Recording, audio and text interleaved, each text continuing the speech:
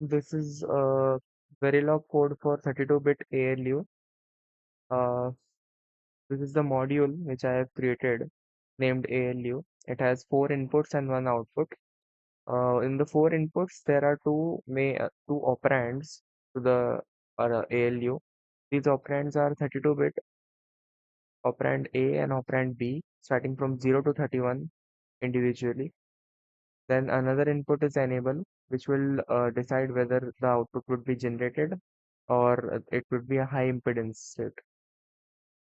Another 4-bit input OC, which is the opcode. This is the operation code which defines at which particular operation or which particular opcode, which operation or which result would be generated. Then we have an output which is 33-bit in nature, in number of bits, because by considering carry.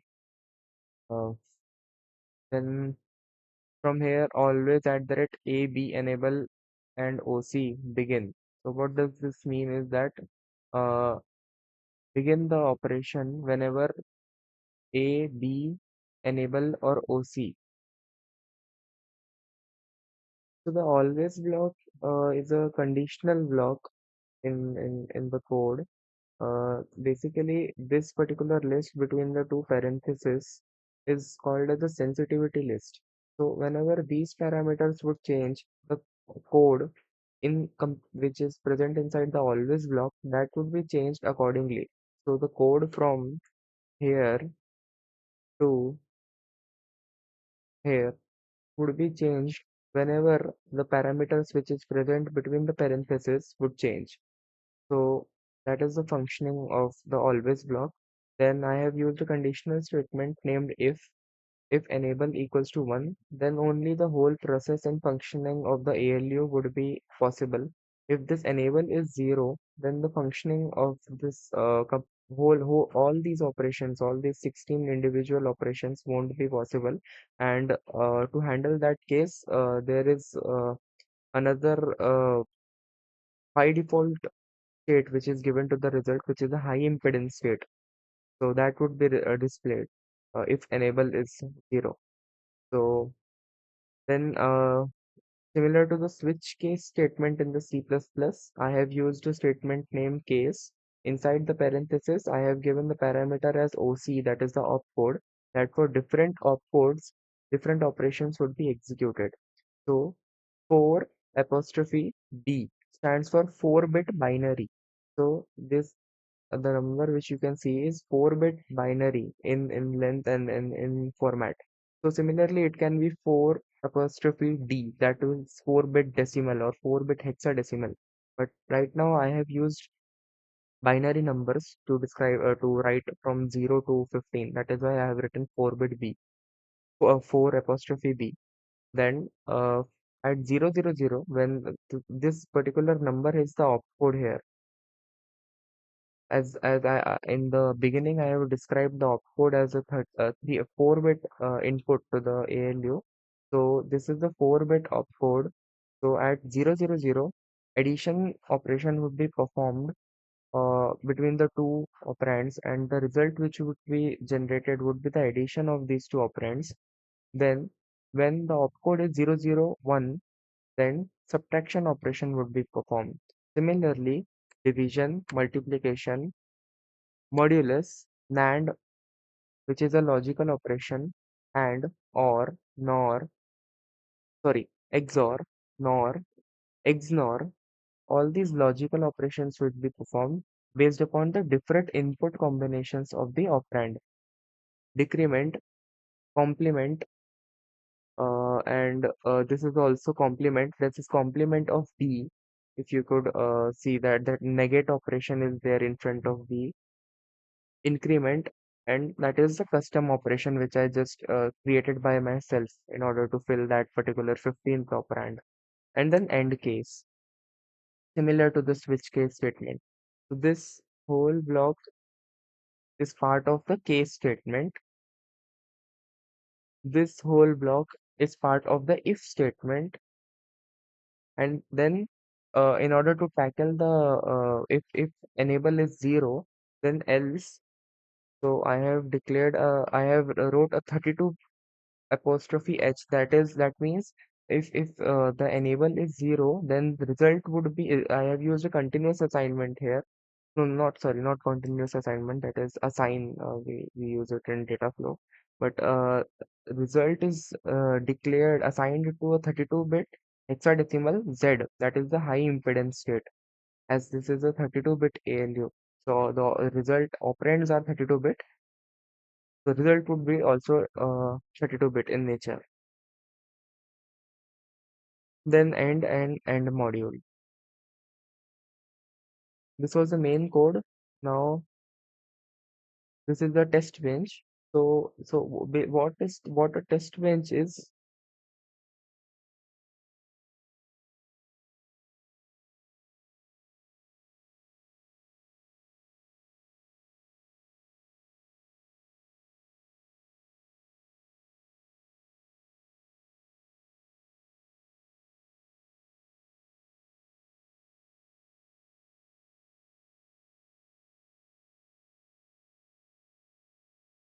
If this is my main code and all the logic I have written in this code, this test bench here is different set of input combinations which I will be applying on this main code in order to generate different output from this main code.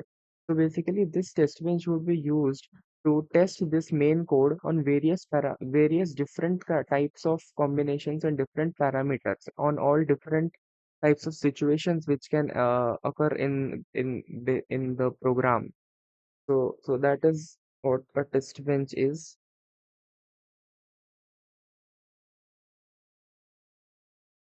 It is basically used to run or implement the main code in different paramet parameters or different input conditions. So module ALU-TB, that stands for test bench, then register, that REG stands for register. So any data which needs to store a value is defined as a register in the test bench. So as A and B both are operands, and I have declared their particular individual value here, so they need to store the value. That is why I have described them as a register there. Enable is also a register because it needs to store either 1 or either 0. Then OC, that is also an input, and it is a 3-bit 4-bit input. Then result, in test bench all the outputs are declared as wire by default, so that is why I have given wire as there. Then this is ALU UUT is unit under test. So I have mapped what variables were there in the main code to what variables are present in the test bench. Variables are same. This a dot a parenthesis a is used to map the variables from the main code to the test bench. So that is why I have done this for all variables, including input and output. Then this is initial begin. So from here, our various parameters or various test cases which we give in order to test our main code is written inside this. So first of all, I have declared the default value of both the operands. This value can be anything. It is 32 bits. So for simplicity of the calculation of the results for cross-checking, I have given the both values as 1. By default, I have kept enable as 1 because if I will keep the enable as 0, the output would be a high impedance Z state. Then here are the different combinations of the opcode. All these combinations have a delay of 100 nanoseconds. That is the time delay. It is decided by the this unit here. So, uh, as I already described at which operation what result would be generated, now I only needed to initialize this here with the specific time delay, then end module. So this particular set of code will test my main set of code on different input combinations, which I already described here at different time interval, and at the out waveform at the output we will see different results. So let's run the simulation. Here is the simulation. Actually, it is already running. Let me just close it and rerun it. Uh, reload.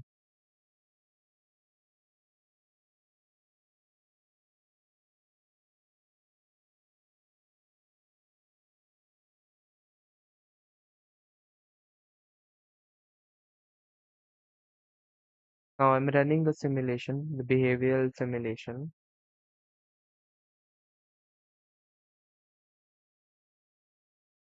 So here is the waveform.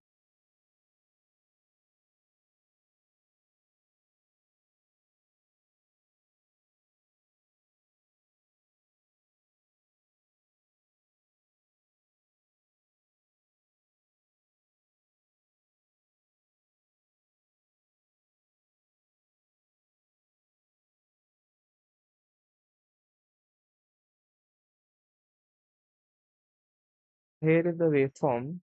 So as you can see, both the operands are all time 1 in the output waveform, because in the test bench I gave the default value as 1. Then this here is the opcode. So at from the start, it is starting from the very start, 0, then 1, then 2, 3, 4, 5, and it goes up till f, till here. You can see the value right here, f,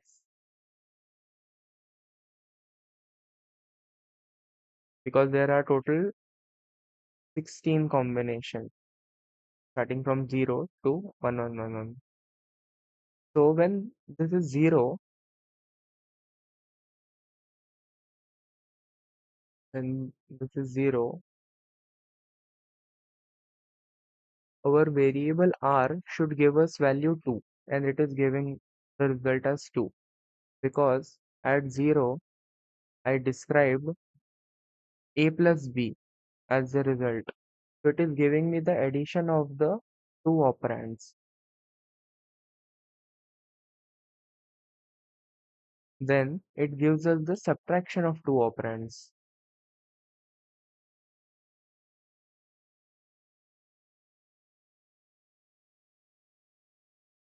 Now it is giving us subtract. This is the result variable. Now it is giving a subtraction of two operands. When it is giving a subtraction of two operands, when my opcode is 1. And when my opcode is 1, it is at 0 0 1. And at that time, I have described result equals to a minus b. So I should get subtraction.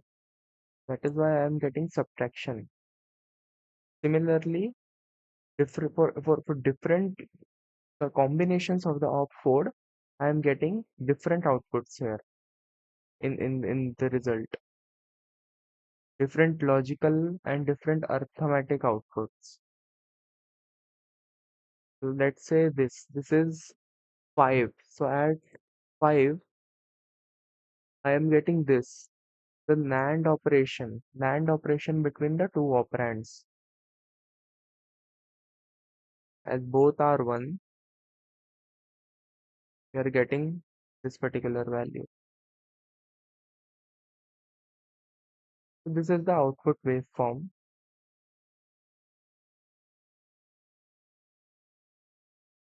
of the particular ALU. Now we open the schematic.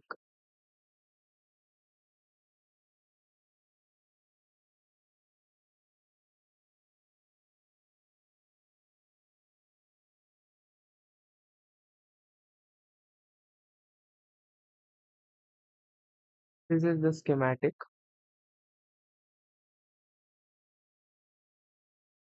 These are the 4 inputs: